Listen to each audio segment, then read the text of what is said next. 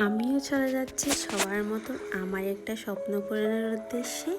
চলুন আজকে আমার কি স্বপ্ন পূরণের উদ্দেশ্যে আমি চলে যাচ্ছি আপনাদের সাথে শেয়ার করে যাব। হ্যালো এভরিওয়ান, আসসালামু আলাইকুম। কেমন আছেন সবাই? আমাদের এদিকে কিন্তু অনেক বৃষ্টি হচ্ছে। আপনাদের এদিকে কি বৃষ্টি হচ্ছে?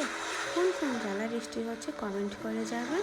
আমার ব্লগটি শেষ পর্যন্ত দেখতে থাকবেন।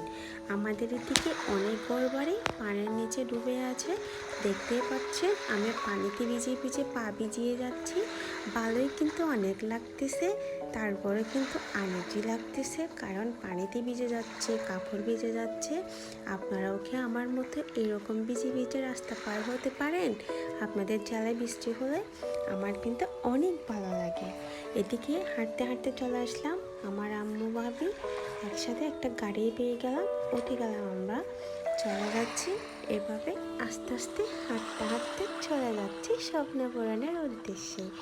আমার স্বপ্নটা কিন্তু সবারই মতো, কার না ভালো লাগে এভাবে স্বপ্ন পূরণের উদ্দেশ্যে যেতে।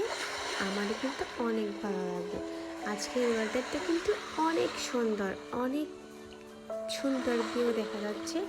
এখানে আমাদের অনেক রাস্তাঘাটে গরু ছাগল গ্রামে কিন্তু বৃষ্টির মধ্যে অনেক ভালো দেখা যায়।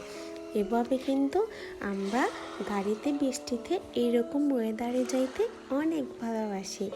আমার কিন্তু এরকম বৃষ্টির ওয়েদারগুলো অনেকই ভালো লাগে। আস্তে আস্তে চলে আসলাম আমাদের কক্সবাজারে। আমি যাচ্ছি আমাদের কক্সবাজারে স্বপ্ন পূরণ করতে। এটা আমাদের নতুন ব্রিজ। এই ব্রিজটা কিন্তু অনেক সুন্দর। সবাই এখানে ছবি তুলতে ভিডিও করতে চলে আসে।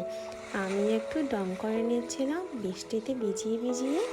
অনেক সুন্দর কিন্তু আমাদের এই ব্রিজটা।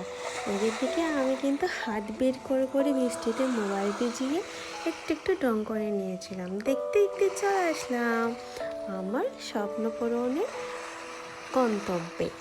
এটা হচ্ছে কি সেই গন্তব্যের জায়গা, পাসপোর্ট অফিস। এই অফিসে কিন্তু আমার স্বপ্ন পূরণ না আমার ফ্যামিলি কারের স্বপ্ন পূরণ আপনারা দেখতে পারবেন। মামাটা বলে আমি ভিতরে ঢুকতে পারবো না। এদিকে আমার আম্মু ফিঙ্গারপ্রিন্ট দিয়ে দিচ্ছে।